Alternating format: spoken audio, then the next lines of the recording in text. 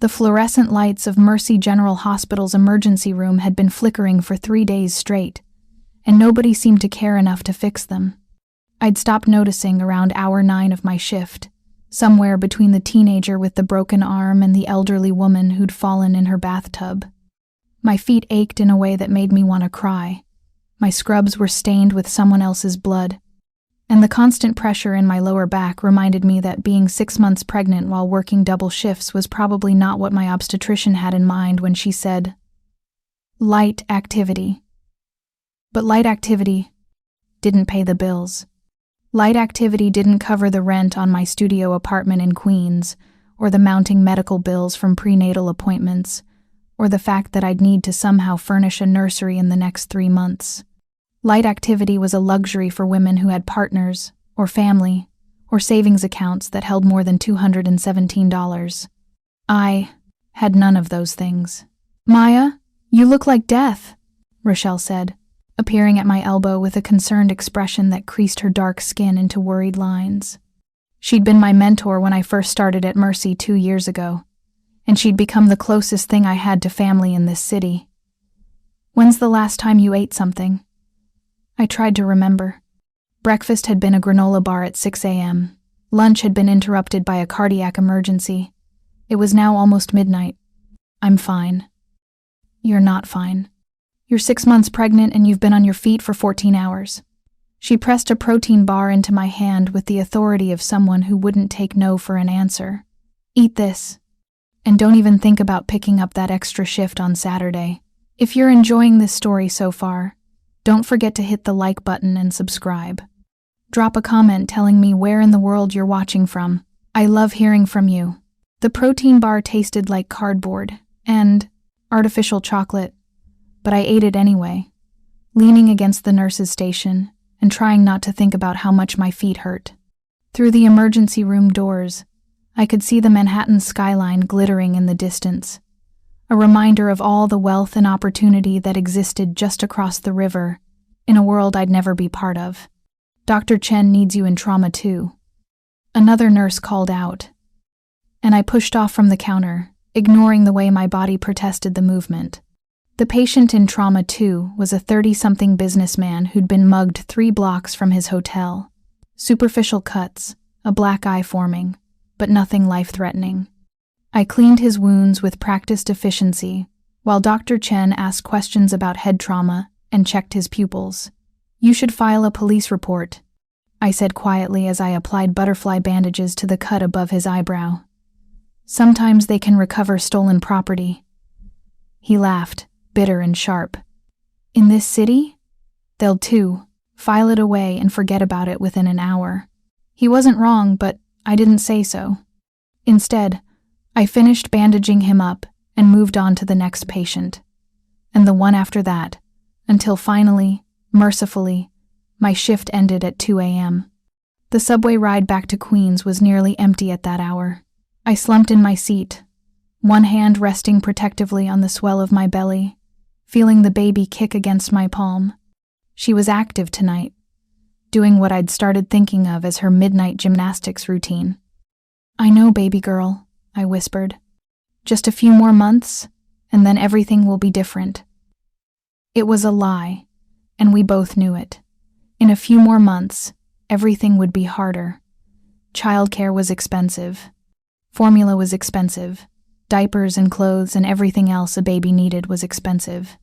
And I'd be doing it all alone, because the baby's father had made it very clear that fatherhood wasn't part of his life plan when I'd told him I was pregnant. My apartment was dark and cold. When I finally dragged myself through the door at 3 a.m., too tired to shower, too tired to even change out of my scrubs, I collapsed onto my secondhand couch and was asleep within minutes. The next morning arrived far too soon, announced by my alarm blaring at 10 a.m. 4 days off stretched ahead of me, a rare gift from the scheduling gods, and I intended to spend at least the first day doing absolutely nothing. But my phone had other ideas. Final notice, rent payment overdue, pay within 48 hours or face eviction proceedings. I stared at the text message from my landlord, my stomach sinking. I'd paid rent. I knew I'd paid rent. But when I checked my bank account, My heart dropped into my shoes. The payment had bounced. Insufficient funds. I'd forgotten about the automatic payment to my student loans. $400 that had come out 3 days ago, leaving me short for rent by exactly $260. $260 might as well have been $2,000. I didn't have it. I wouldn't have it by the deadline. For the first time in months, I let myself cry.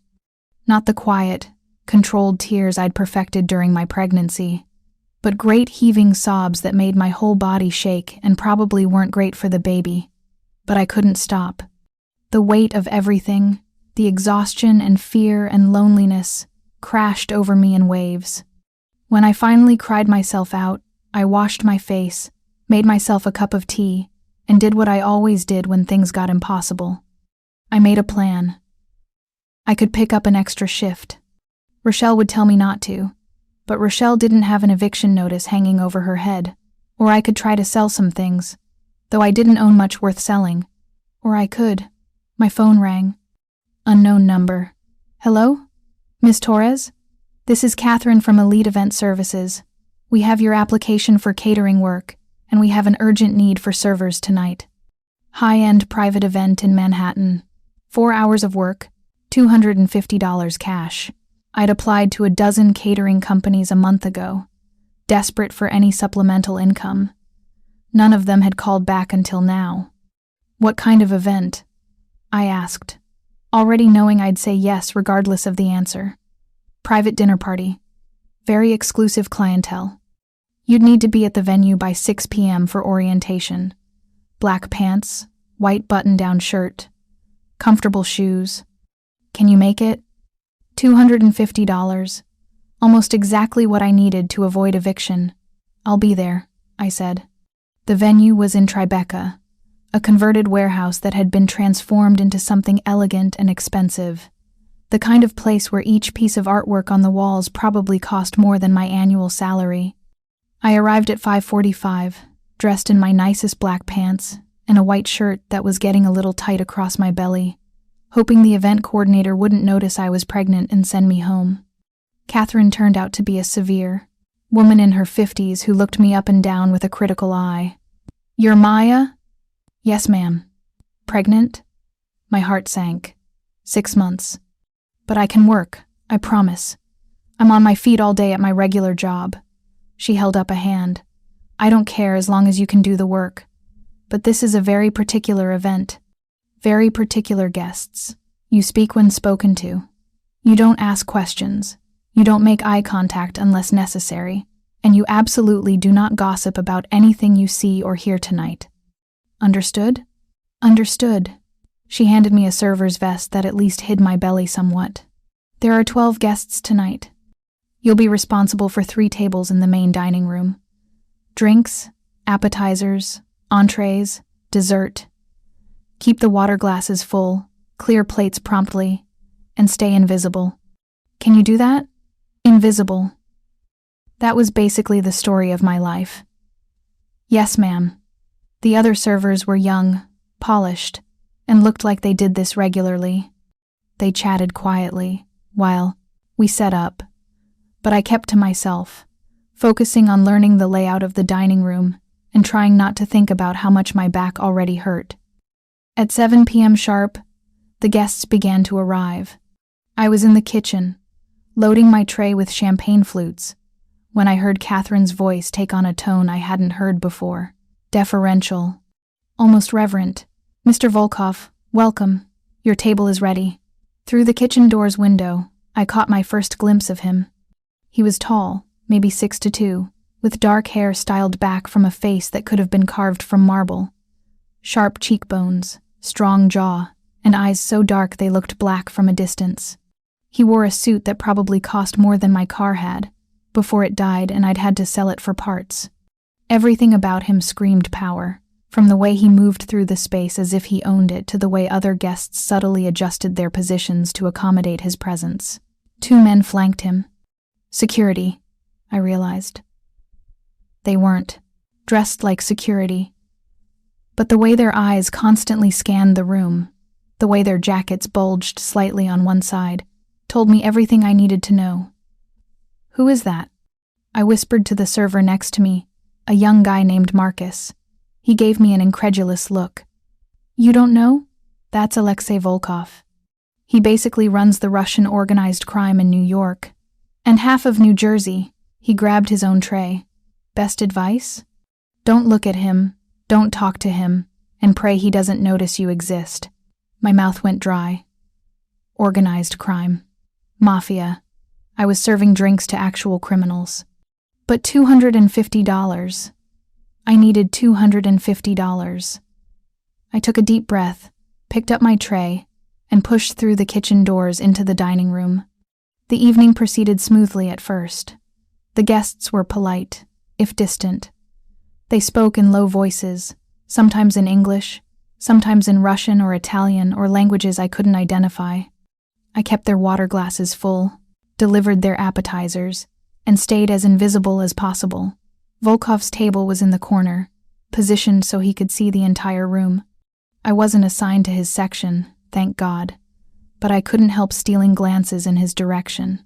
There was something magnetic about him, something that drew the eye even as every instinct screamed to look away.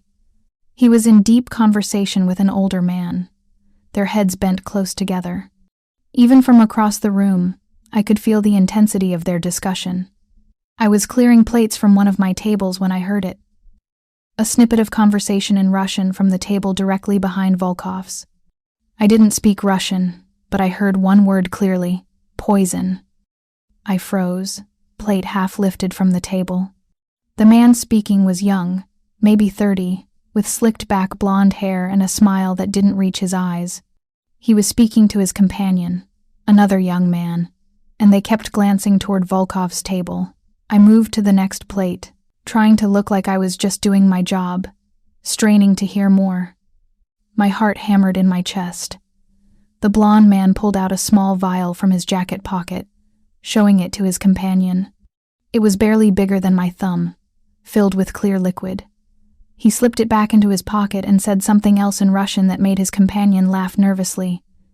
They were going to poison him. They were going to poison Alexei Volkov, and I was the only one who'd noticed. Every rational thought in my head screamed at me to ignore it. This wasn't my business. These were criminals. Let them kill each other.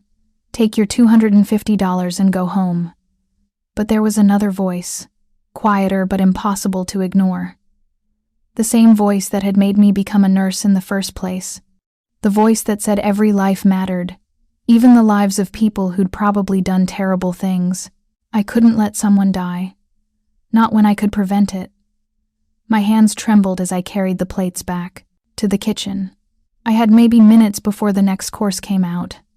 Minutes to figure out how to warn him without getting myself killed in the process. I couldn't just walk up to his table. His security would stop me. And if the would-be poisoners saw me talking to him, I'd be their next target. I needed to be subtle. Smart. A napkin. I could write on a napkin. In the kitchen, I grabbed a pen from Catherine's clipboard and a clean cloth napkin from the stack. My hand shook so badly I could barely write, but I managed to scrawl 4 words in capital letters. They poisoned your drink. I folded the napkin and tucked it into my vest, my heart racing so fast I felt dizzy. The baby kicked hard, as if sensing my fear. "You okay?" Marcus asked, giving me a concerned look. "You look pale." "I'm fine," I lied. "Just need some water." The next course was being plated. I loaded my tray with the entrees for my section, my mind racing through scenarios. How could I get the napkin to him? I wasn't serving his table.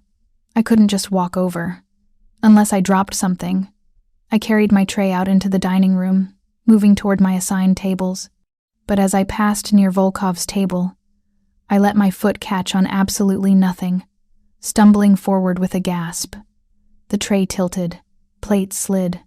I managed to catch most of them, but one tumbled toward Volkov's table, landing with a crash that made the entire room go silent. "I'm so sorry," I stammered, setting down my tray and rushing to clean up the broken ceramic and scattered food. "I'm so sorry. I'll clean this up right away." Volkov's security was on their feet immediately, hands moving toward their jackets. But Volkov himself raised a hand, stopping them. "It's fine," he said, his voice deep and accented. "Russian, definitely Russian. Accidents happen." I knelt beside his chair, gathering pieces of broken plate onto a spare napkin, acutely aware of how close I was to him. Close enough to smell his cologne, expensive and woody. Close enough to see the scars on his knuckles. As I reached for a piece of ceramic near his water glass, I palmed the folded napkin from my vest and dropped it directly onto his lap, camouflaged among the debris I was cleaning. Our eyes met for a fraction of a second. His were the darkest brown I'd ever seen, almost black and impossibly cold. They swept over me, taking in everything. The pregnancy, the cheap clothes, the way my hands shook. Then I was standing, apologizing again, backing away with my makeshift debris collector, while Catherine rushed over with a dustpan and more apologies. I fled to the kitchen, my heart hammering so hard I thought I might pass out. I'd done it. I'd warned him. Now I just had to pray he'd take it seriously and not have me killed for touching him. Through the kitchen door window, I watched him carefully. He didn't move for a long moment, continuing his conversation with the older man. Then, casually, he reached down as if brushing something off his lap. He found the napkin. He unfolded it beneath the table, where no one else could see. "Read it." His expression didn't change, not even slightly. But something in his posture shifted. His spine straightened almost imperceptibly. His eyes, which had been focused on his companion, began scanning the room. They landed on the blonde man 2 tables away, held there. Volkov said something to one of his security men, who immediately moved toward the kitchen. Toward me. Oh God. Oh God. What had I done? The security guard pushed through the kitchen doors.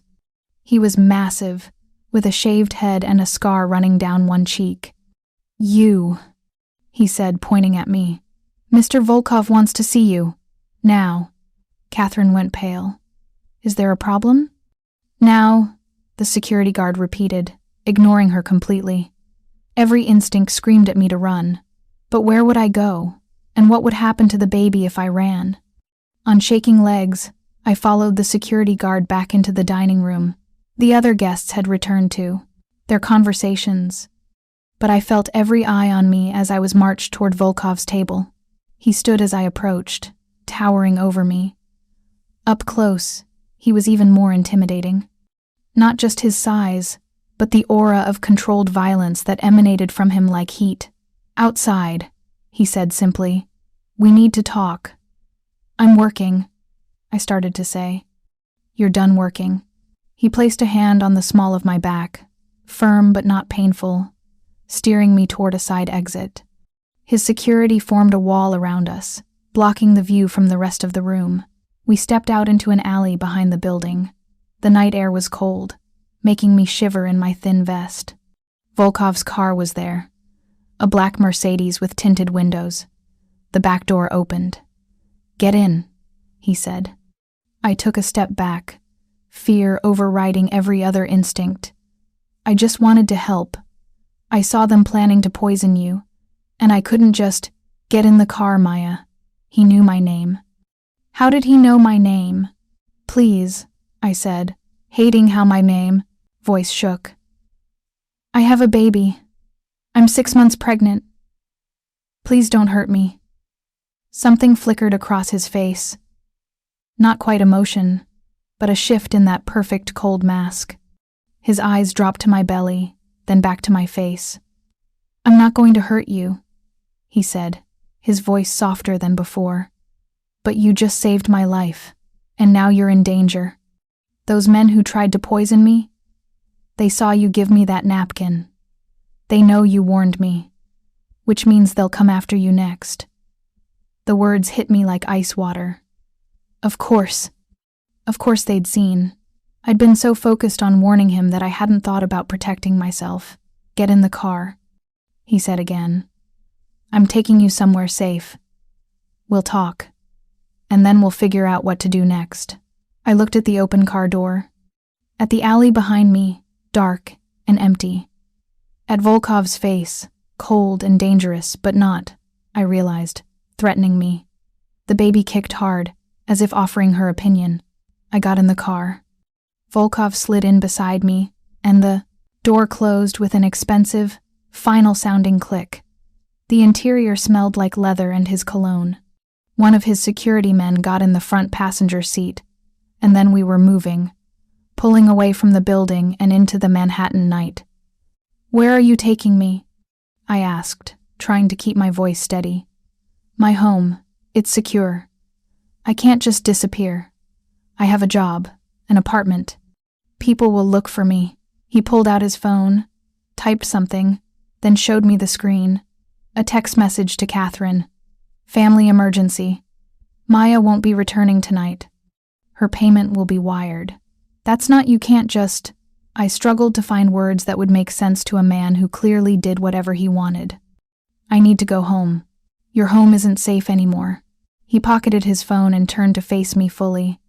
"Tell me exactly what you saw and heard." So I did. The Russian conversation, the vial, the glances toward his table, every detail I could remember. He listened without interrupting, his expression unreadable. When I finished, he was quiet for a long moment. "You speak Russian?" he finally asked. "No. I just heard the word poison, and I saw the vial. Most people would have ignored it, stayed out of it." His dark eyes studied me with an intensity that made me want to squirm. "Why didn't you?" I met his gaze, finding courage I didn't know I had. "Because I'm a nurse. I save lives. It's what I do. Even the lives of criminals?" Even then, something that might have been respect flickered in his eyes. "What's your full name?" "Maya Torres." "Where do you work, Maya Torres?" "Mercy General Hospital, emergency room." He typed something into his phone. By the time we pulled up in front of a brownstone in the Upper East Side, I was sure he knew everything about me. My address, my bank balance, probably my blood type. The brownstone was beautiful. 4 stories of pristine brick and large windows. Not what I'd expected for a crime boss. I'd imagined something more fortress-like, more obviously defensive. But when we stepped inside, I understood. The security was there, just hidden. Cameras in every corner. Reinforced doors. Men stationed at strategic points. This was a fortress, just an elegant one. "Dmitri will show you to a guest room," Volkov said. "Get some rest. We'll talk more in the morning." "I can't stay here," I protested weakly. "I have to go to work tomorrow. I've already arranged for you to take a leave of absence from the hospital. Medical reasons. Your supervisor was very understanding when my people explained you'd had some pregnancy complications." I stared at him, a mixture of anger and fear churning in my gut. "You can't just rearrange my life." "I can, and I did. Because right now, your life is in danger, and the only way to keep you alive is to keep you here, under my protection." He moved closer. Close enough that I had to tilt my head back to maintain eye contact. "You saved my life tonight, Maya. Now, I'm going to save yours, whether you like it or not." The guest room was bigger than my entire apartment. A king-sized bed dominated the space, covered in what looked like actual silk sheets. Floor-to-ceiling windows overlooked a private garden, though heavy curtains were currently drawn. There was an attached bathroom with a soaking tub, a separate shower, and more marble than I'd seen outside of a museum. I stood in the middle of it all, still wearing my catering vest, and tried not to have a complete breakdown. A soft knock at the door made me jump. "Yes?" A woman entered, maybe 50, with kind eyes and graying hair pulled back in a neat bun. She carried folded clothing and towels. "Miss Torres? I'm Elena. I manage Mr. Volkov's household. I thought you might want a shower and change. These should fit you." She set down the clothes on the bed, soft cotton pajamas, a robe, even underwear still in packaging, all in what looked like exactly my size. "How did he..." I started to ask. Mr. Volkov is very thorough, Elena said with a small smile. The bathroom has everything you need. If you're hungry, I can bring up a tray. My stomach growled in answer. I'd barely eaten all day, too nervous about the catering job. That would be nice. Thank you. Of course. Any dietary restrictions? Allergies? I shook my head, too overwhelmed to speak. Elena studied me for a moment, her expression softening. I know this must be frightening, but you're safe here. Mr. Volkov protects his own, and you've become one of his own, whether you planned for it or not. After she left, I finally let myself sink onto the edge of the bed. The mattress was so soft I almost moaned. My body ached everywhere, feet, back, shoulders. The baby was doing somersaults, probably responding to my stress. I know, baby girl, I whispered, placing both hands on my belly. This is insane, but we're going to be okay. We have to be. The shower was everything I dreamed about during those long hospital shifts. Endless hot water, water pressure that actually worked, and fancy soap that smelled like lavender and something else I couldn't identify. I stood under the spray until my fingers pruned, washing away the panic along with the day's grime. The pajamas fit perfectly. So did the robe. I was towel drying my hair when another knock came. Elena returned with a tray loaded with food. Grilled chicken, roasted vegetables, fresh bread, a side of pasta, and a glass of milk. Mr. Volkov thought you might be hungry, she said, setting it on a small table by the window. This is too much, I protested, even as my mouth watered. You're eating for two, and you look like you haven't had a proper meal in weeks. Elena's tone was gentle but firm, reminding me of Rochelle. Eat, rest. Tomorrow will come soon enough. I ate everything on the tray, then climbed into the massive bed. Despite my anxiety, despite everything, exhaustion won. I was asleep within minutes.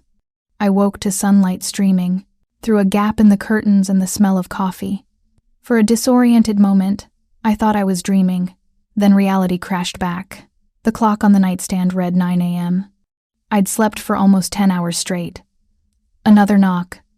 Elena again, this time with a breakfast tray and more clothes.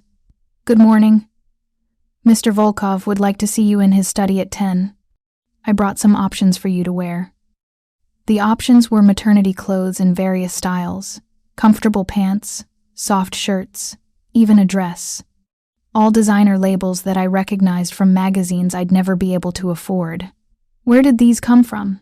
I asked, fingering the fabric of a particularly soft sweater. They were delivered this morning. Mr. Volkov has people who handle such things. Elena set down the breakfast tray, eggs, toast, fresh fruit, yogurt, more coffee. Take your time. There's no rush. After she left, I ate breakfast slowly, trying to process my situation. I'd been essentially kidnapped by a Russian crime boss. He'd bought me clothes, given me a room in his mansion, and now he wanted to talk. I needed to figure out how to get out of here, back to my life, my job, my apartment. But even as I thought it, I remembered his words. Your life is in danger. Was it really? Or was that just an excuse to keep me here? I dressed in the most practical outfit I could find, black maternity pants and a gray sweater, and tried to tame my hair into something presentable. At exactly 10 a.m., I opened my door to find Dmitri, the scarred security guard from last night, waiting in the hallway. This way, Miss Torres, he said, his accent thick but his English clear. He led me down a grand staircase to the main floor, then down a hallway lined with artwork that probably cost more than my student loans. We stopped at a heavy wooden door. Dmitri knocked once, then opened it. Volkov's study was all dark wood and leather, with built-in bookshelves covering 2 walls and large windows overlooking the second garden. He sat behind a massive desk, typing on a laptop. He looked up as I entered, and I was struck again by how intimidating he was. Even in casual clothes, dark jeans, and a black sweater that somehow still looked expensive. Maya, please, sit. He gestured to one of the leather chairs facing his desk. I sat, folding my hands in my lap to hide their trembling. I'd like to go home. I know you would. He closed his laptop and leaned back in his chair, studying me with those unreadable dark eyes. Unfortunately, that's not possible right now. You can't just keep me prisoner here. You're not a prisoner. You're a guest under my protection. What's the difference?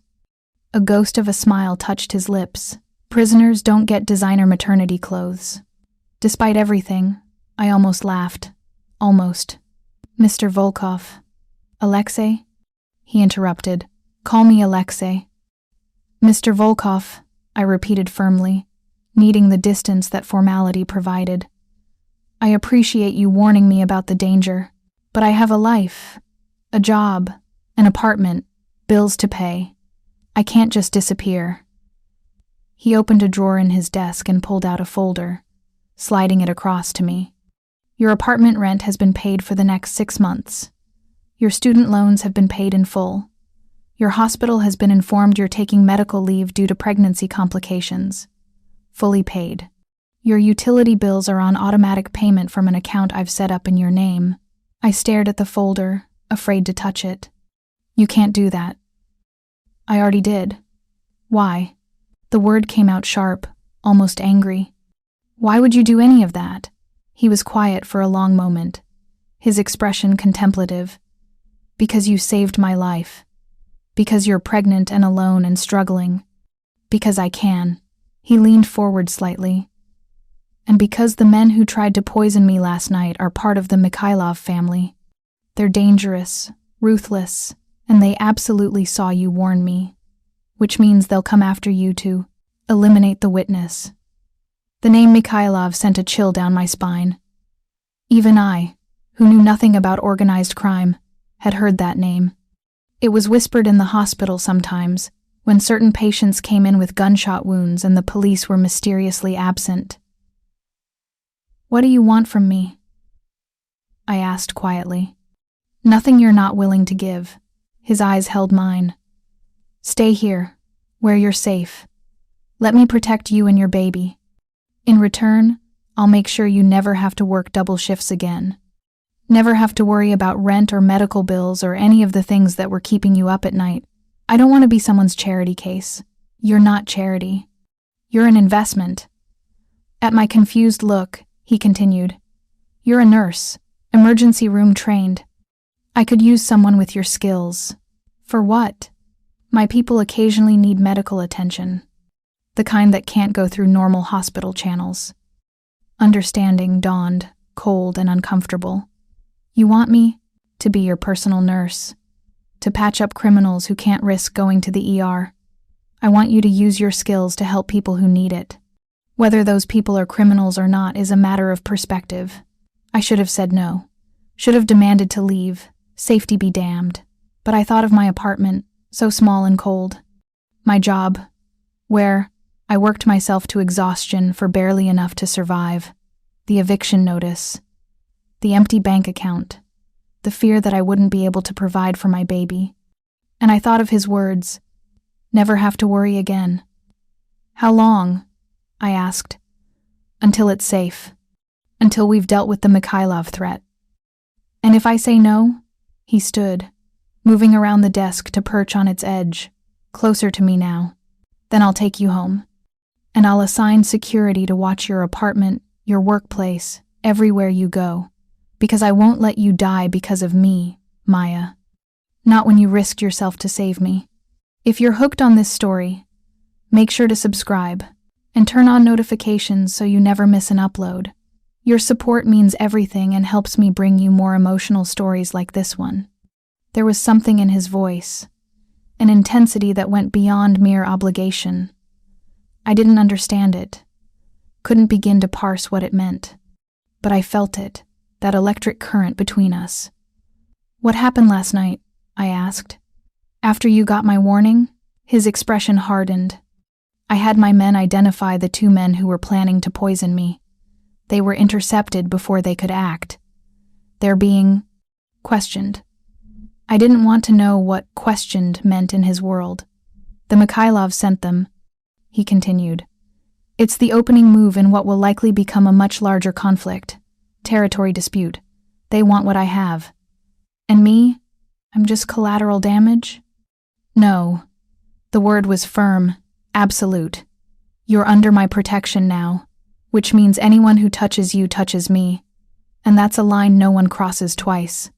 The possessiveness in his voice should have scared me. Instead, it sent a strange warmth through my chest. When was the last time anyone had promised to protect me? When was the last time I'd mattered to someone? I need to call my friend, I said. Rochelle, from the hospital. She'll worry. Your phone is being monitored by my tech people. Use it for normal conversations, but don't mention where you are or anything about last night. He handed me my phone, which had apparently been retrieved from my apartment. Along with several other bags of my belongings, I realized, seeing them stacked neatly by the door. I called Rochelle, my heart pounding. She answered on the first ring. Maya! Oh my God! I've been worried sick. The hospital said, You're on medical leave? What happened? I'm okay, I said, glancing at Alexei, who watched me with that unnerving intensity. I had some complications, blood pressure issues. The doctor wants me on bed rest for a while. Where are you? I'll come. Visit. I'm staying with a friend, someone who can help take care of me. The lies tasted bitter. But I'm fine, Ro. I promise. We talked for a few more minutes, Rochelle fussing over me in a way that made my eyes sting with tears.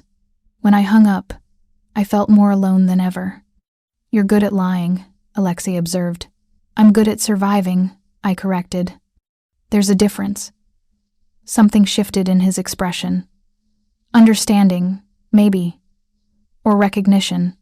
Yes, there is. He stood, extending a hand to help me up from the chair. His palm was warm, calloused. Come, let me show you the house. If you're staying, you should know your way around. The brownstone was even more impressive than I'd realized. 4 floors, each more luxurious than the last. A state-of-the-art kitchen where a chef was already preparing lunch. A library with thousands of books in multiple languages. A gym that looked like something from a magazine. A media room with a screen bigger than my apartment wall. And, everywhere, subtle security, cameras, reinforced doors, men positioned at key points, nodding respectfully as Alexei passed. The 3rd floor is my private residence, he said, as we climbed the stairs. You're welcome everywhere else in the house. We reached the 2nd floor, where my room was located. There are 4 other guest rooms on this floor. Elena lives in the staff quarters on the 4th floor.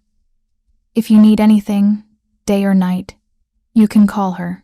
He stopped outside my room, one hand braced against the doorframe. Up close, I could see the faint scar along his jawline, the slightly crooked set of his nose that suggested it had been broken at least once. He was dangerous and damaged and somehow magnetic. Why are you being so nice to me? I asked quietly. He was silent for a long moment, his dark eyes searching my face. Because you're carrying a child.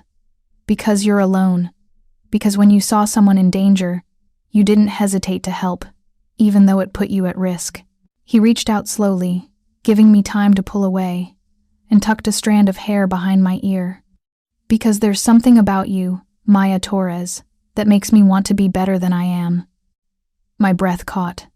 His fingers lingered against my cheek for just a moment before he stepped back, professional distance returning. Rest, he said. Lunch will be ready in an hour, and then, if you're feeling up to it, I'd like you to meet Victor. Who's Victor? A shadow crossed his face. My son. I spent the next hour in my room, trying to process everything. Alexei Volkov had a son, a family. It shouldn't have surprised me men had families, even criminal ones, but somehow it did. It made him more human, more real. Elena brought lunch to my room, another feast I couldn't possibly finish, along with prenatal vitamins and a note from Alexei. Take care of yourself and the baby. Doctor's appointment scheduled for tomorrow at my private clinic. Of course he had a private clinic. Why wouldn't he? At 2 p.m., Elena returned to tell me Alexi was waiting in the garden. I followed her downstairs and through a set of French doors that opened onto a beautifully landscaped space. Rose bushes, a fountain, stone pathways winding between carefully tended beds. And there, on a bench near the fountain, sat Alexi with a small boy in his lap. The child couldn't have been more than 3, with dark hair like his father's and the same striking bone structure. He was reading a picture book, his small finger tracing the words while Alexi's deep voice narrated in Russian. They looked so normal, so far from the dangerous criminal I knew Alexi to be. He looked up as I approached, and something in his expression softened. "Maya, come meet Victor." The little boy turned, eyeing me with solemn curiosity. "Kto ona, Papa?" he asked. "English, Victor," Alexei said gently. "This is Miss Maya. She's going to be staying with us for a while." "Why?" Victor asked with the bluntness of small children. "Because she's my friend, and she needs a safe place to stay." Victor considered this, then looked at my belly. "You have a baby in there?" I couldn't help but smile. "Yes, a little girl." His eyes went wide. "Can I see her?" "Not yet. She has to grow more first, maybe in a few months." "Will she be my friend?" The question caught me off guard. I glanced at Alexi, who was watching this exchange with an expression I couldn't quite read. I think she'd like that very much. Victor seemed satisfied with this answer. He squirmed off his father's lap and approached me carefully, as if I might spook. Then, with the fearlessness of children, he placed his small hand on my belly. The baby kicked, as if in response. Victor's face lit up. "She's saying hello." "She is," I agreed, my throat tight with unexpected emotion. Alexei stood, moving to stand beside his son. "Victor, why don't you go find Natasha? I think she has a snack ready for you." "Okay, Papa." The little boy waved at me before, running toward the house, where a young woman, presumably Natasha, his nanny, was waiting. "He's beautiful," I said once Victor was out of earshot. "He's everything to me." Alexi's voice was rough with emotion. His mother died when he was born. Complications during delivery. So it's just us. The revelation hit me hard. He understood then. The fear of being a single parent. The weight of being responsible for a tiny life. "I'm sorry," I said quietly. "Don't be. She gave me the greatest gift anyone could." He looked at me then. Really looked at me. "I know what you're facing, Maya. Raising a child alone. The fear. The exhaustion. The constant worry that you're not enough. How do you do it?" I asked. "How do you balance everything?" "I don't. Not really. I have help Natasha, Elena, others. And I make sure Victor is protected, always. That he never has to worry about the things I worry about." He moved closer. "That's what I can offer you. Help. Protection. A chance to be a mother without constantly drowning." Tears pricked my eyes. He was offering everything I'd been desperate for. Security. Safety. Help with the baby. But at what cost? "What do you get out of this?" I asked. "Really?" He was quiet for a long moment, his gaze drifting to where Victor played in the distance. "Peace of mind. Knowing that someone who saved my life is taken care of. Knowing that Victor will have a friend, someone close to his age." He looked back at me, and maybe, selfishly, knowing that someone in this house isn't afraid of me. "I am afraid of you," I admitted, "but not of me as a person. Of what I represent, what I do. There's a difference." He stepped closer, close enough that I could smell his cologne again. "I don't want you to be afraid, Maya. I want you to feel safe. I don't know if I can do that." "Then let's start smaller. Stay for dinner tonight. Meet some of my people. See that we're not monsters, just people trying to survive in a complicated world." I should have said no. Should have maintained my distance. But Victor's delighted laugh echoed from the house, and I thought about my baby, my little girl, growing up with a friend, growing up safe and cared for. "Okay," I said. "Dinner." His smile was like sunrise, warm and unexpected. "Good. Come. I'll show you the medical suite. You should know what you're working with." The medical suite was on the first floor, accessed through a hidden door in what appeared to be a coat closet. It was better equipped than some emergency rooms I'd worked in. Examination table, full surgical setup, pharmacy stocked with everything from antibiotics to anesthesia. "This is extensive," I said, running my hand over the equipment. "Who set this up?" "A doctor who used to work for me. He retired last year. Since then we've managed, but it's not ideal." "What kind of injuries am I likely to see?" His expression grew serious. "Gunshot wounds mostly. Knife wounds, broken bones, burns, the kind of things that happen in my line of work." "I'm not a trauma surgeon." "No, but you're ER trained.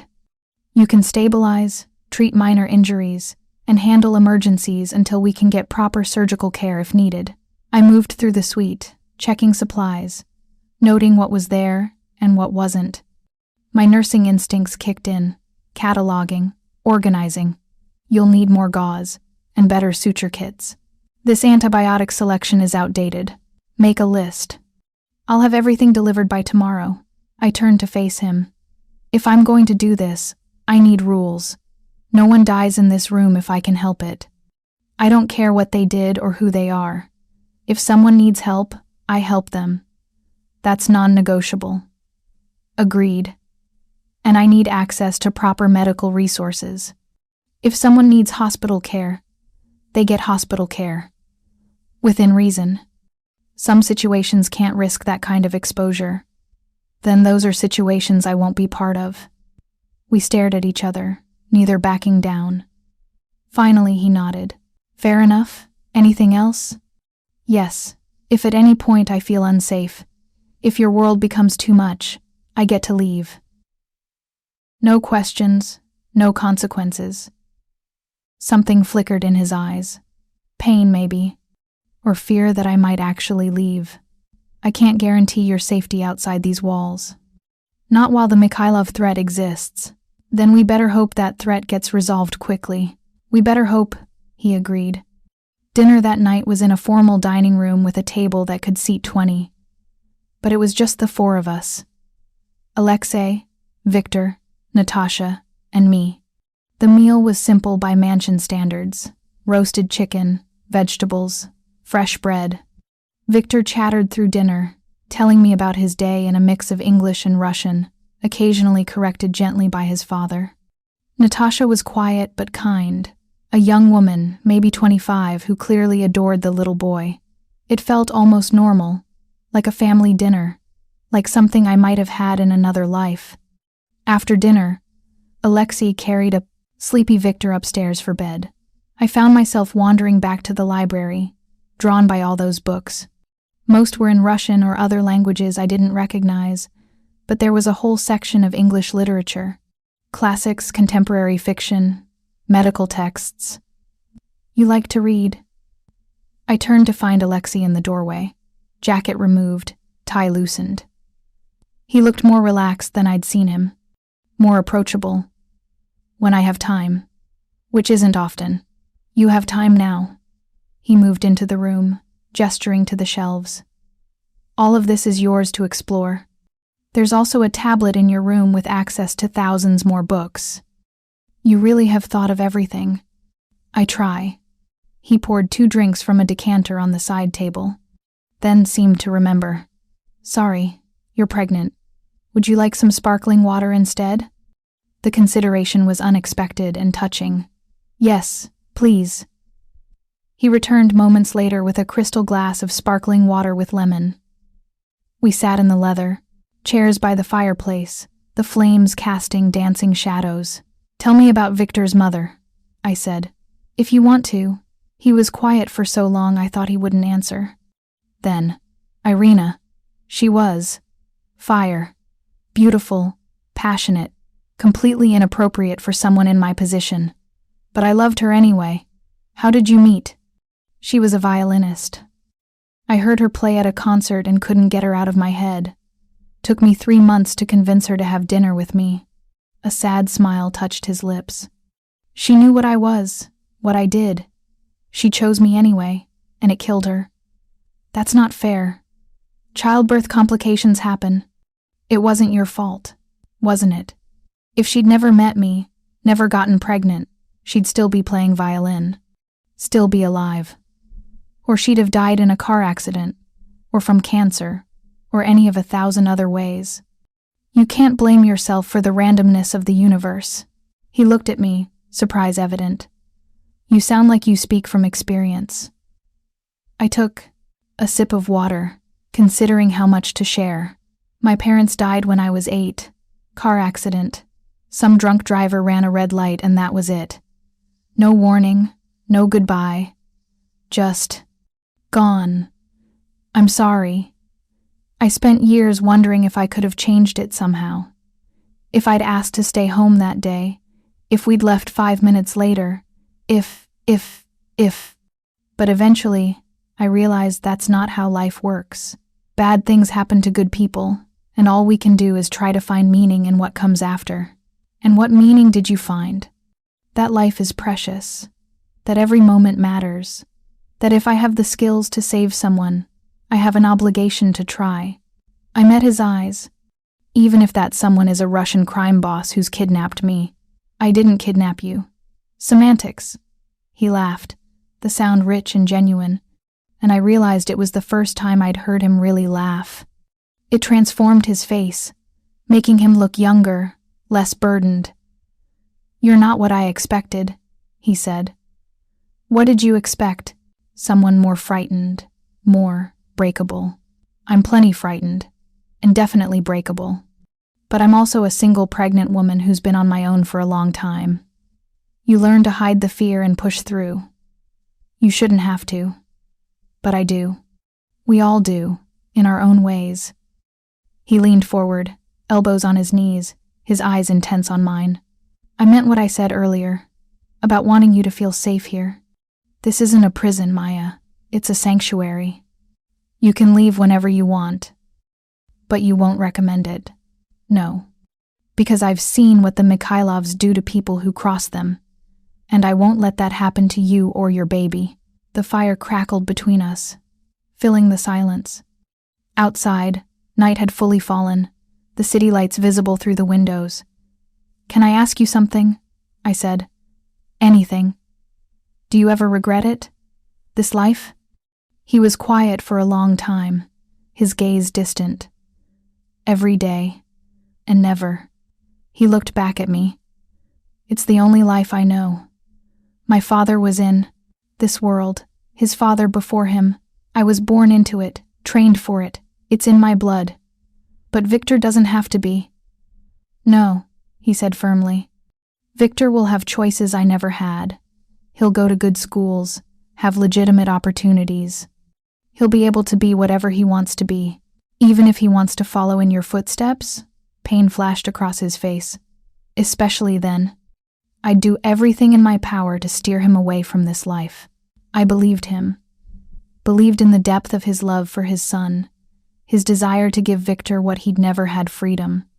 You're a good father, I said softly. I try. It's all any of us can do. We sat in companionable silence for a while longer, drinking our respective drinks, watching the fire. When I finally stood to go to bed, exhaustion pulling at me, he stood as well. Thank you, I said, for dinner, for all of this. You don't have to thank me. Yes, I do, because despite everything, despite how insane this situation is, you're keeping your word. You're protecting me. And I haven't had that in a very long time. Something fierce and protective flashed in his eyes. You have it now. For as long as you need it. He walked me to my room, a gesture that felt oddly chivalrous from a man who probably ordered executions before breakfast. At my door, he paused. Sleep well, Maya. And if you need anything at all, my room is directly above yours. Just call. I will. Thank you. I closed the door and leaned against it, my heart racing. What was I doing? Getting comfortable in a crime boss's house? Eating meals with his family? Starting to see him as something more than just dangerous? But as I changed into the silk pajamas and climbed into the impossibly comfortable bed, I couldn't deny the truth. For the first time in months, maybe years, I felt safe. And that was the most dangerous thing of all. The next 2 weeks passed in a strange blur of normalcy and unreality. I woke each morning in silk sheets, ate meals prepared by a personal chef, and spent my afternoons in the medical suite organizing supplies or reading in the library. Victor became my constant companion, following me around the house with endless questions about the baby, about nursing, about everything. "Will she have hair when she comes out?" he asked one afternoon as we sat in the garden, his small hand resting on my belly. "Probably. Most babies do." "What color?" "I don't know yet. Maybe dark like mine." He considered this seriously. "Papa says I looked like a little potato when I was born." I laughed, imagining tiny Victor as a wrinkled newborn. "All babies look like potatoes at first. Then they get cute. I'm very cute now," he said matter-of-factly. "Yes, you are." Alexei appeared on the terrace, phone in hand, his expression tense. He'd been in meetings all morning, his voice carrying through the house in rapid Russian. Whatever was happening with the Mikhailovs, it was escalating. "Victor, go find Natasha," he said. "It's time for your lessons." The little boy pouted but obeyed, giving my belly one last pat before running off. Alexei took his place on the bench beside me, and I could feel the tension radiating from him. "Bad news?" I asked. "Complicated news." He rubbed his jaw. A gesture I'd learned meant he was frustrated. "The Mikhailovs are pushing harder. They hit one of my warehouses last night.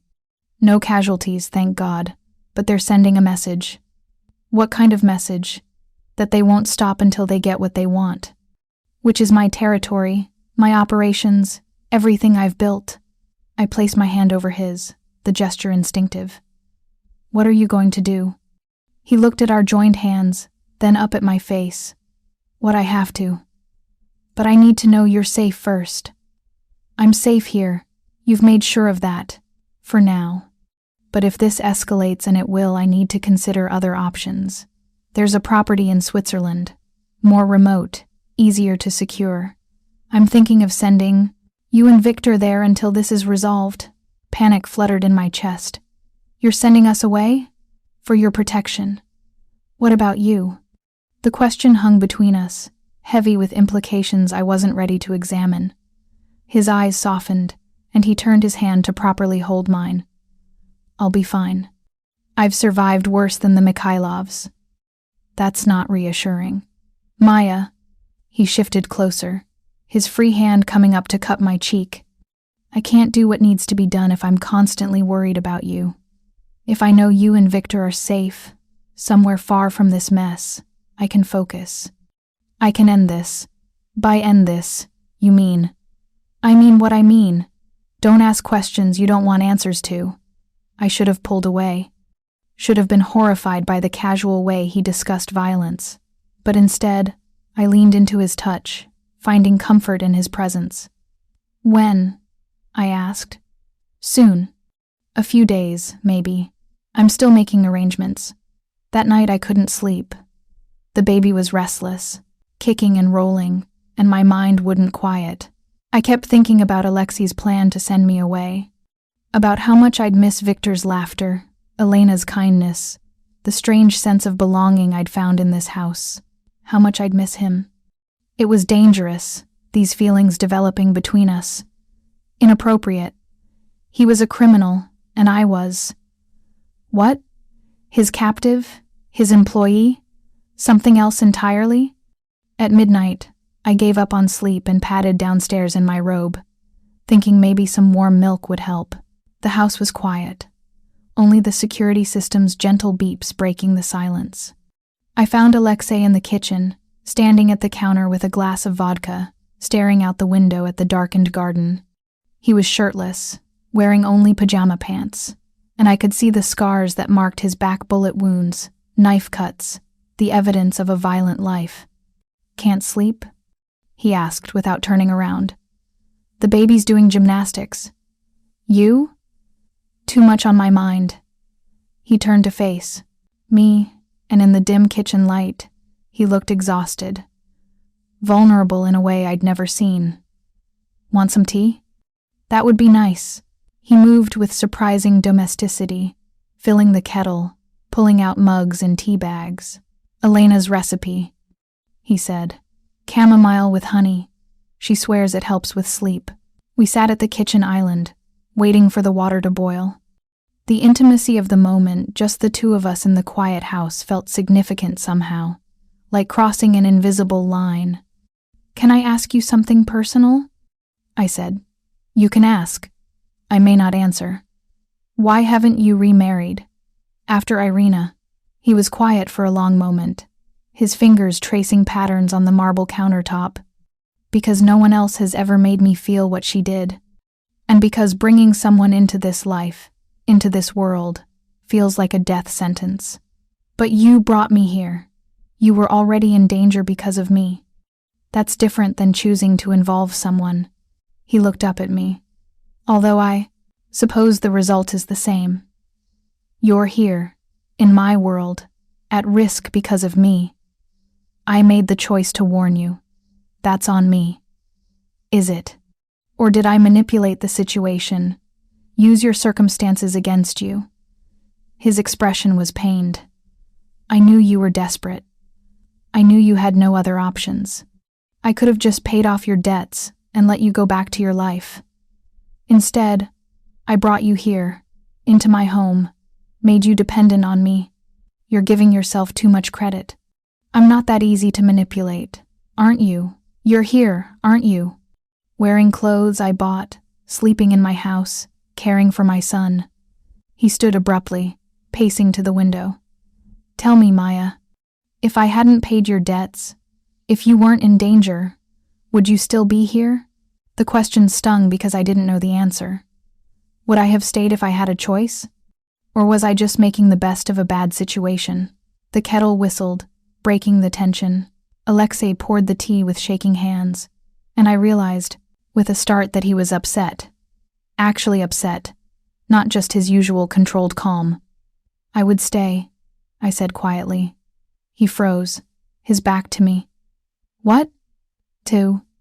If you'd paid my debts and there was no danger, if I had every opportunity to walk away safely, I think I would still stay, at least for a while."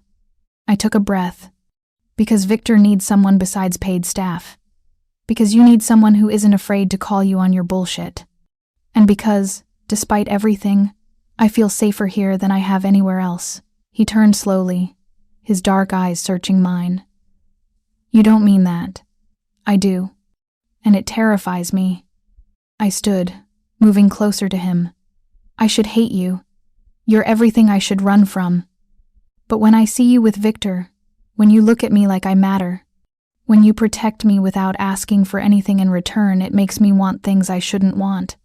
"Maya," my name was barely a whisper. "You don't know what you're saying, don't I? I'm 28 years old, pregnant, and alone, and for the first time in years, someone is actually taking care of me instead of the other way around.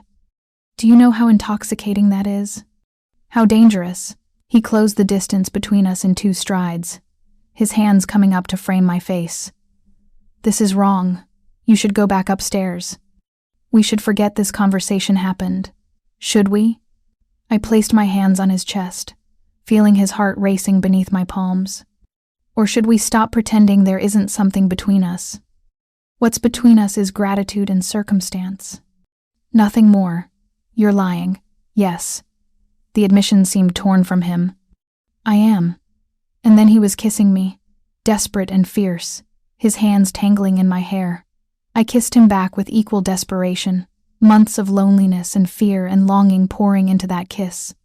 His lips were surprisingly soft, his touch gentle despite the intensity. When we finally broke apart, both breathing hard, he rested his forehead against mine. "This is a terrible idea," he said. "Probably the worst. You deserve better than this. Better than me. Maybe. But I don't want better. I want real. I want you." He pulled back to look at me, his expression tortured.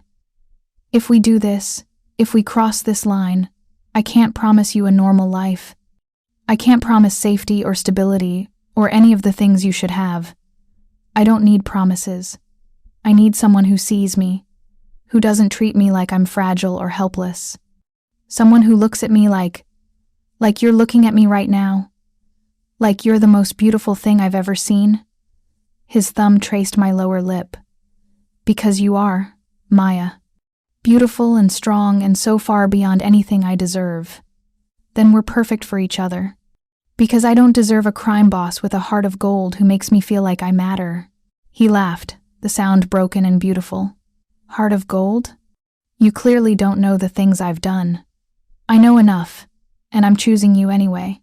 This time when he kissed me, it was slower, deeper. A promise instead of a question. His hands were careful around my belly, protective even in passion. When he finally pulled away, his eyes were dark with desire and something else, fear. "Come upstairs," he said. "Not for just to talk, to be close. I need to be close to you." I took his hand, and we climbed the stairs together to his private floor. His bedroom was masculine and spare, dominated by a massive bed and floor-to-ceiling windows overlooking the city. We lay down together, fully clothed, my back against his chest, his arm draped protectively over my belly. "Tell me about her," he murmured into my hair. "Your daughter. What do you want to know?" "Everything. What are you going to name her?" I smiled in the darkness. "I'm thinking Elena. After someone kind who helped me when I needed it." His arm tightened around me. "Elena would love that. She kicks most at night, usually around midnight. She has hiccups at least once a day, which is adorable and annoying. And she responds to music, classical especially. Makes her calm. Like Victor, he loves music. Probably from his mother. We talked for hours, sharing stories, dreams, fears. He told me about growing up in his father's world, about the first time he'd had to kill someone at 16, about the nightmares that still haunted him.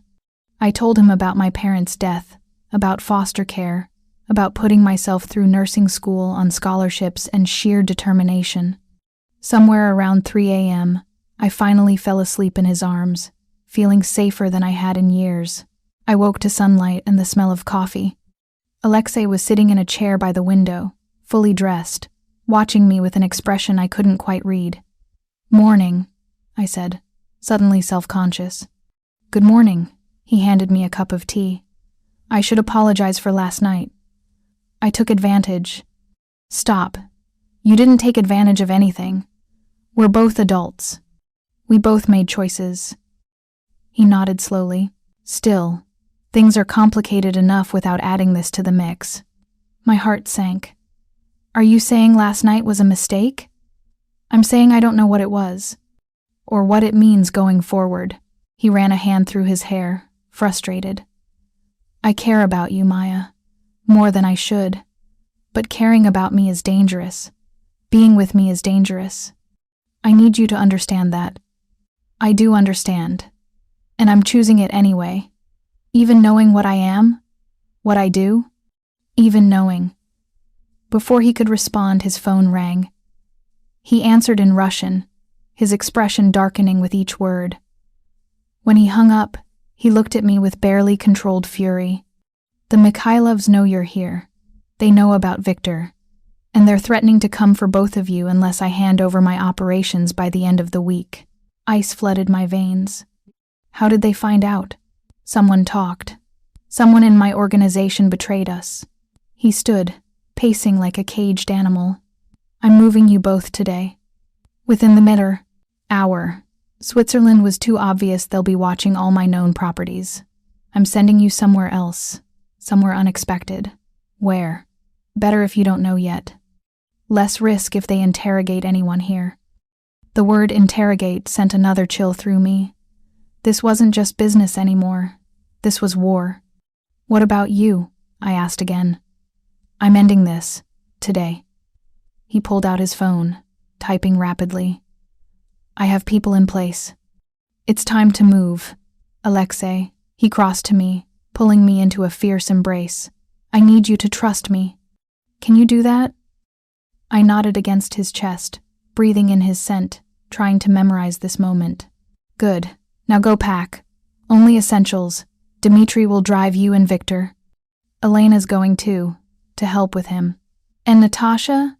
She's been with the family for 2 years. I trust her, but I'm not taking chances. She'll stay here. Within 30 minutes, we were in an SUV with tinted windows, Elena holding a confused Victor, me clutching a small bag of belongings. Alexei stood in the driveway, his face a mask of controlled fury. He leaned in through my window. I will come for you. No matter what happens, I will find you and bring you home. This is home? I asked, surprised by the truth in those words. It is if you want it to be. He kissed me then, hard and desperate. A kiss that felt like goodbye. Then we were pulling away, the brownstone disappearing behind us. The safe house turned out to be a modest cabin in upstate New York, buried deep in the woods with no neighbors for miles. It was comfortable but simple 3 bedrooms, a kitchen, a living room with a fireplace. Nothing like the luxury of the brownstone. Dmitri stayed with us, along with 2 other security guards I didn't know. They set up a perimeter, installed additional cameras, and made it clear that no one was leaving without permission. Victor adjusted quickly, delighted by the woods and the wildlife. But I could see Elena's worry, could feel my own anxiety growing with each hour that passed without word from Alexei. On the 2nd day, I finally demanded answers. What's happening? Has anyone heard from him? Dmitri's expression was grim. Mr. Volkov is handling the situation. That's all I can tell you. That's not good enough. I need to know he's safe. He's doing what needs to be done. For you, for Victor, for all of us. I wanted to scream at the non-answer. Instead, I went to my room and called Alexei's phone. It went straight to voicemail. That night, I lay in bed unable to sleep, one hand on my belly, feeling the baby kick. Your mama is losing her mind? I whispered, and I think I'm in love with a very dangerous man. What am I supposed to do with that? The baby kicked again, as if to say, figure it out. On the 3rd day, Elena's phone rang. I watched her answer, her expression going from worried to terrified to relieved in the span of seconds. Maya, she said, her voice shaking. It's over.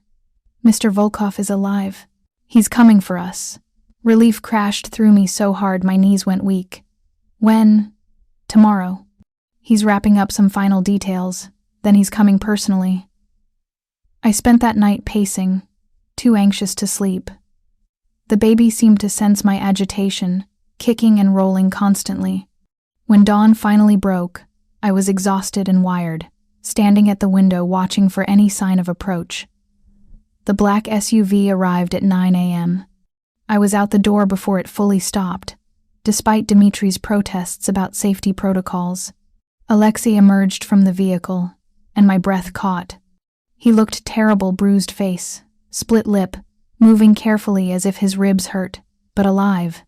He was alive. Maya! He caught me as I practically threw myself at him, his arms closing around me despite whatever injuries he was hiding. Easy. I'm a bit banged up. What happened? Are you okay? Did they? He silenced me with a kiss, gentle because of his split lip but no less intense. I'm fine. It's done. The Mikhailovs are no longer a threat. I wanted to ask what that meant, but I wasn't sure I wanted the answer. Instead, I just held him, feeling his heart beat against mine. Papa! Victor burst out of the cabin, Natasha right behind him, throwing himself at his father's legs. Alexei winced but scooped him up anyway, holding his son close. Hey, little man. Miss me? So much. Did you bring me a present? Despite everything, Alexei laughed. Maybe. We'll see. Elena appeared, relief written across her face. She and Alexei exchanged words in Russian, and I saw tears in her eyes as she hugged him.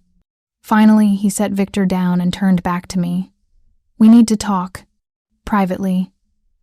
We walked into the woods a short distance, just far enough to be out of earshot.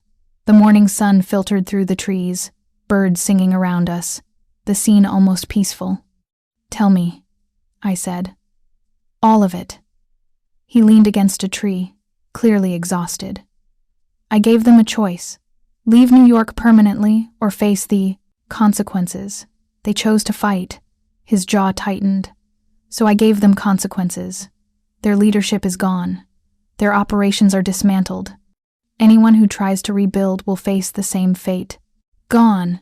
You mean—" "Yes, I mean exactly that." His eyes met mine, challenging. "Does that change how you feel about me?" I should have said yes. Should have been horrified. But I thought of the threat they'd made against me and Victor. Innocent people they'd been willing to hurt to get what they wanted. I thought of Alexei, doing what he had to do to protect his family. "No," I said quietly. "It doesn't change anything." Relief flashed across his face. "You mean that?" "I do. I don't like it. I won't pretend to understand your world or approve of the violence. But I understand why you did what you did. And I'm grateful we're safe." He pulled me close, his face buried in my hair. I was so afraid. The whole time, all I could think about was getting back to you. Making sure you were safe. Making sure— He pulled back to look at me. "I love you, Maya. I know it's too soon, too complicated, too everything. But I love you. And I need you to know that before you make any decisions." My heart stuttered. "What decisions?" "Or whether you want me to set you up somewhere safe, far away from all this. Give you money, protection, everything you need to raise your daughter in peace." His voice was rough with emotion. "I will understand if you choose to leave. I'll hate it, but I'll understand." I placed my hands on his chest, feeling his heart racing beneath my palms. "I choose you. I choose this crazy, dangerous, impossible life, because I love you too. And because Victor needs a mother figure, and my daughter needs a father, and we need each other." "You're sure?" "Because once you're fully in this world, there's no going back. You'll be tied to me, to my organization, to everything I am. I'm already tied to you. Have been, since the moment you pulled me into that car." I smiled. "Besides, someone needs to keep you alive. Clearly you're terrible at it on your own." He laughed, then winced. "Definitely bruised ribs. Come on, let's get you inside so I can examine you properly. And then we're going home." "Home," he repeated, as if testing the word. "Yes, let's go home." 3 months later, I went into labor on a Tuesday afternoon. Alexei, normally so calm and controlled, completely panicked. He had me in the car before I'd even finished packing my hospital bag, calling ahead to his private doctor, calling Elena to get Victor, calling everyone. "Breathe," I told him as another contraction hit. "I'm the one having the baby, and I'm calmer than you. This is different. This is you. This is—" He gripped the steering wheel tighter. "What if something goes wrong? What if—" "Nothing's going to go wrong. We have the best medical care money can buy, and I'm tough. Remember?" 12 hours later, Elena Maria Torres Volkov entered the world, screaming at the top of her tiny lungs. She was perfect dark hair, hazel eyes, 10 fingers and toes. And when Alexei held her for the first time, tears streaming down his face, I fell in love with him all over again. Victor was completely smitten, insisting on holding his baby sister constantly. "She's so small," he whispered in awe. "Like a little doll. A very loud doll," Alexei said with a smile as Elena let out another wail. We brought her home to the brownstone home, because that's what it had become, and life settled into a new rhythm. Late-night feedings, diaper changes, Victor helping in his 3-year-old way. Alexei's organization running smoothly in the background, but never touching the bubble of domesticity we'd created. One night, when Elena was 6 weeks old, I found Alexei in the nursery at 3 a.m., holding her while she slept. He was singing softly in Russian, some lullaby I didn't know. "You're good at this," I said from the doorway. He looked up, smiling. "Practice." Victor was a terrible sleeper. I moved to join them, leaning against his side, watching our daughter's tiny chest rise and fall. "Are you happy?" I asked. "Happier than I ever thought possible." He kissed the top of my head. "You saved my life, Maya. Not just that night at the restaurant, but every day since. You gave me something to live for beyond survival. A real family. A real home. We saved each other." I corrected. "I was drowning before I met you, and now you're exactly where you belong." 6 months after Elena was born, Alexei proposed. Not with fanfare or grand gestures, but quietly one morning over breakfast, Victor helping by presenting me with the ring, a family heirloom that had belonged to his grandmother. "Will you marry me?" Alexei asked, his voice steady but his eyes nervous. "Will you be my wife, officially? Make this family real in every way?" I looked at the ring, at Victor's eager face, at Alexei's hopeful expression, at the life we'd built from danger and desperation, and unlikely love. "Yes," I said. 1,000 times yes. The wedding was small, private, just family and a few trusted friends. I wore a simple white dress that accommodated my still recovering body. Victor was the ring bearer, taking his job very seriously. Elena slept through the entire ceremony in Elena the housekeeper's arms. When Alexei kissed me as his wife, I tasted salt and realized we were both crying. "I love you," he whispered against my lips. "My fierce, brave Maya. I love you too. My dangerous, devoted Alexei." 2 years later, I stood in our kitchen watching Victor and Elena play in the garden through the window. Victor was teaching her to chase butterflies, her toddler legs wobbly but determined. Alexei's arms came around me from behind, his hands resting on my belly where baby number 3 was already making their presence known. "Another one," he said with wonder. "Are you sure you want 3? Are you complaining?" "Never. I just want you to be happy." I turned in his arms, looking up at the man who'd changed my entire world. He was still dangerous, still involved in things I didn't ask about. But he was also a devoted father, a loving husband, a man who'd given me everything I'd never dared to dream of. "I am happy," I said. "Happier than I ever thought possible." Who knew that saving a mafia boss's life would end up saving mine? He laughed, pulling me closer. Who knew that a pregnant nurse would walk into my world and turn it upside down? Best decision I ever made. Writing that note? No. Getting in your car. From the garden, Victor called out. "Papa! Mama!" Elena caught a butterfly. We went outside together, joining our children in the sunshine. And as I watched Alexei swing Elena onto his shoulders while Victor chattered excitedly about the butterfly, I thought about that night 2 years ago. The night I'd written those 4 words that changed everything. They poisoned your drink. I'd saved his life. He'd saved mine. And together, we'd built something beautiful from danger and desperation. A family, a home, a love that shouldn't have worked but somehow did. Because sometimes the most dangerous choice is the right one. Sometimes the person you should run from is the person you're meant to run to. And sometimes a desperate moment becomes the beginning of everything you never knew you needed. Thank you so much for watching until the end. If you loved this story, check out the other videos on your screen now. I think you'll really enjoy them. And don't forget to subscribe if you haven't already. See you in the next story.